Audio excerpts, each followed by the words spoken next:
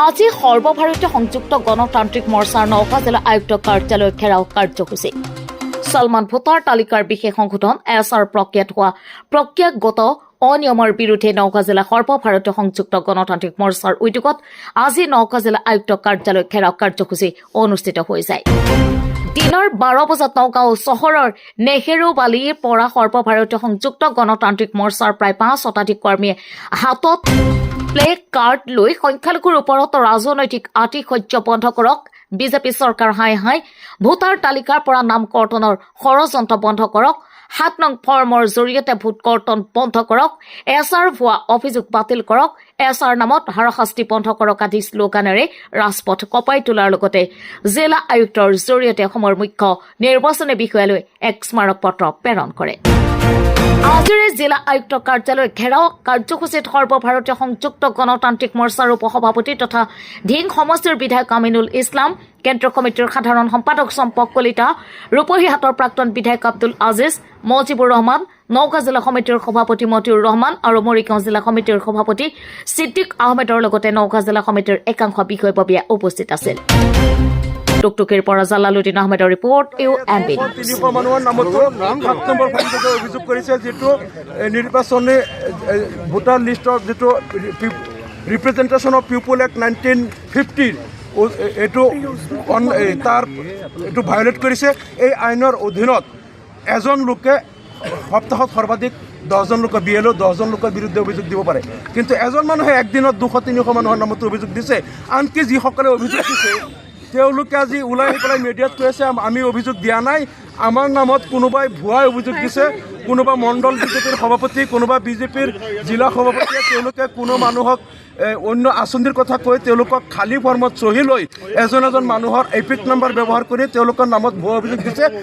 অভিযোগকাৰীসকলে কৈছে আমি অভিযোগ দিয়া নাই, আমাৰ নামত তেওঁলোকে অন্যায়ভাৱে অভিযোগ দিছে, আমি এইবিলাক নাজানো।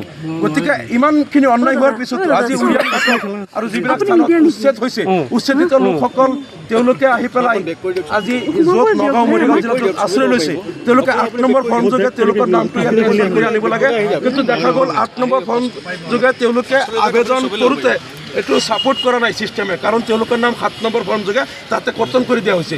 গতিকে কৰ্তন কৰা মানুহ আজি তেওঁলোকৰ নাম ভোটাৰ তালিকাৰ পৰা বঞ্চিত হ'ব লগা হৈছে। আৰু যিসকল লোকৰ নামত এই নগাঁও চহৰতেই এজন সঞ্জীৱ শইকীয়া নামৰ এজন লোকে প্ৰায় 300 মানুহৰ এগেইনষ্টত এজনে ভুৱা অভিযোগ কৰিছে। এনেকুৱা নগাঁও পৌৰসভাত আমি দেখিছোঁ এজনে 200-300 মানুহৰ এগেইনষ্টত তেওঁলোকে 7 নম্বৰ ফৰ্ম যোগে এনেকৈ অবজেকশ্যন কৰিছে। এইবিলাক ৰিপ্ৰেজেণ্টেশ্যন অফ পিপল এক্টৰ পৰিপন্থী। আৰু তাত লিখা আছে কোনোবাই ভুৱা অভিযোগ দিলে তেওঁৰ বিৰুদ্ধে গোচৰ ৰুজু হ'লে 1 বছৰৰ কাৰণে কাৰাদণ্ড আৰু জৰিমনা বা দুয়োটাই হ'ব পাৰে। গতিকে আমি বিচাৰিছোঁ যিসকল ভুৱা অভিযোগকাৰীয়ে বৈধ ভাৰতীয় নাগৰিকৰ নামত এনেকৈ অভিযোগ কৰিছে তেওঁলোকক বিৰুদ্ধে গোচৰ ৰুজু কৰা হওক আৰু তেওঁলোকক representation of people actor 31 number ধাৰা অনুসৰি তেওঁলোকৰ বিৰুদ্ধে কাৰ্যব্যৱস্থা গ্ৰহণ কৰা হওক। আৰু এটা কথা হ'ল যে যিসকল লোকে আজি নিজে নাজানে তেওঁলোকৰ পৰিয়ালৰ এগেইনষ্টত বহিৰাজ্যৰ পৰা কিছুমান মানুহৰ নাম কাৰোবাৰ ঘৰ নম্বৰত সোমাই দিয়া হ'ল, যাৰ ঘৰ নম্বৰ সেই ঘৰ নম্বৰ মুৰব্বীয়ে নাজানে, চিনি নাপায়, তেওঁলোকৰ ঘৰ নম্বৰত কিছুমান বহিৰাজ্যৰ মানুহৰ নাম সোমাই দিয়া হ'ল। অৰ্থাৎ বিজেপিয়ে ভোট চুৰি কৰি কাৰোবাৰ ঘৰ নম্বৰত বিহাৰৰ, ৰাজস্থানৰ আৰু গুজৰাটৰ মানুহৰ নাম সোমাই দি পেলাই কাৰোবাৰ ভোটাৰ লিষ্টত তেওঁলোকে ভোট চুৰি কৰি 2026 নিৰ্বাচনী বৈতৰণি পাৰ হ'ব বিচাৰিছে। গতিকে এই কথাবিলাকৰ আমি প্ৰতিবাদ কৰিছোঁ। আৰু আটাইতকৈ ডাঙৰ দুৰ্ভাগ্যজনক কথাটো হ'ল অসমৰ মুখ্যমন্ত্ৰীয়ে নিজেই কৈছে মই অৰ্ডাৰ দিছোঁ এনেকৈ ভোট চুৰি কৰিবলৈ আৰু এনেকৈ যধে মধে অন্যায়ভাৱে মানুহৰ নামত বৈধ ভাৰতীয় মানুহৰ নামৰ এগেইনষ্টত অবজেকশ্যন দিবলৈ মই হুকুম দিছোঁ, এইবিলাক মই কৰিব দিছোঁ। মুখ্যমন্ত্ৰীয়ে যদি এনেকৈ অন্যায় আৰু অবিচাৰ আৰু অনিয়ম সংঘটিত কৰি ভোটাৰ তালিকাত ভেজাল কৰিব বিচাৰে, বৈধ ভাৰতীয়ৰ নাম কৰ্তন কৰি যদি বহিৰাজ্যৰ পৰা আমদানিকৃত বিজেপিৰ ভোটাৰ আনি পেলাই অন্যায়ভাৱে সোমাব বিচাৰে, এইখন ৰাজ্যৰ ৰাজ্য হৈ থাকিব নেকি? আমাৰ অসমৰ যিটো চৰকাৰ হ'ব, আমাৰ অসমৰ নাগৰিকে নিৰ্ধাৰণ কৰিব। আৰু মই জিলা কমিটিক অনুৰোধ কৰিম, আমাৰ মাননীয় সম্পদ কলিতা সাহেবক অনুৰোধ কৰিম, আমাৰ বিধায়কক আমি অনুৰোধ কৰিম, এই কাৰ্যসূচী ঘূৰি সমাপ্তি হোৱা নহয়, আমি ভোট লেভেলতো এইবিলাক কাৰ্যসূচী আমি পালন কৰিব লাগিব। এৱাৰনেছ প্ৰগ্ৰাম প্ৰত্যেকজন মানুহকে বুজাই দিম, এছআৰ মানুহে চবে বুজি নাপায়। এতিয়া যিসকলৰ নাম মই যদি গম পাইছোঁ গাঁৱত ঘূৰি পেলাই এইটো এছআৰ নেকি, আমাৰ যে নাম উঠা নাই এইটো এছআৰ নেকি এতিয়া কৈ আছে মানুহে। এইটো এচাৰ নেকি যে মোৰ আমাৰ নাম উঠা নাই?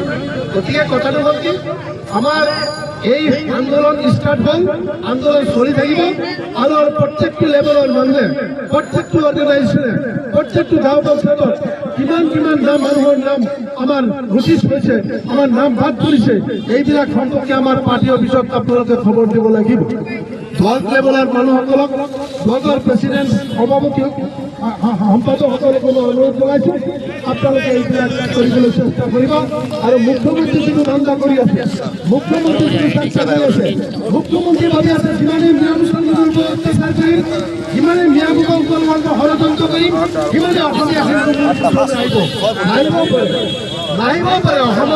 অসমীয়া গাই মানুহ থাকে আৰু মুখ্যমন্ত্ৰীয়ে ধান্দা কৰি আছে অসমীয়া শিকাবৰা কৰা মানুহ, এই মানুহখিনি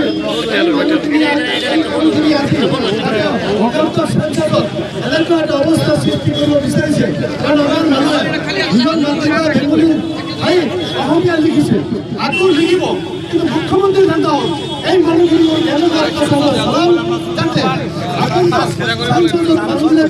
অসমীয়া লিখিবলৈ বাধ্য নহয়। আমি এতিয়া ষড়যন্ত্ৰ গম পাইছোঁ, আমাৰ মানুহে অসমীয়াই লিখিব। আপুনি যিমানেই ষড়যন্ত্ৰ কৰক, আমাৰ মানুহে অসমীয়াই লিখিব। আমি অসমত থাকোঁ, সম্পূৰ্ণ ইমান নিজৰ মাতৃভূমি ভাল পায়, ইমানৰ অংগ এইটো অসমৰ প্ৰত্যেকটো মুছলমানে গম পায়, বুজি পায়। গতিকে আজি এই প্ৰতিবাদ কাৰ্যসূচীৰ পৰা আমি যাত্ৰা আৰম্ভ কৰিম DC অফিচলৈ। আৰু ইয়াত আমাৰ কোনো পাৰ্টি বিষয় নাই, আপোনালোকে ভয় কৰিব নালাগে, কোনো মানুহ ভয় কৰিব নালাগে। আমাৰ আগত থাকিব আমাৰ বিধায়ক সাহেব থাকিব, আমাৰ সভাপতি থাকিব, সম্পৰ্ক কলিতা থাকিব, আমাৰ এজন মেহমান আহিছে হৰিগাঁৱৰ পৰা, আমাৰ যিজন হৰিগাঁৱৰ প্ৰাৰ্থী আমাক এনে কৰাৰ পিছত আন্দোলন পাইছোতো বহুত পিছত, হয়তো আন্দোলন কৰা মানুহ আপোনালোকে জানে 1980 পৰা মুভমেণ্ট কৰিছোঁ। এতিয়া এই দলত আহি আন্দোলন পাম, আজি আন্দোলন পাইছোঁ আৰু আমি সকলোৱে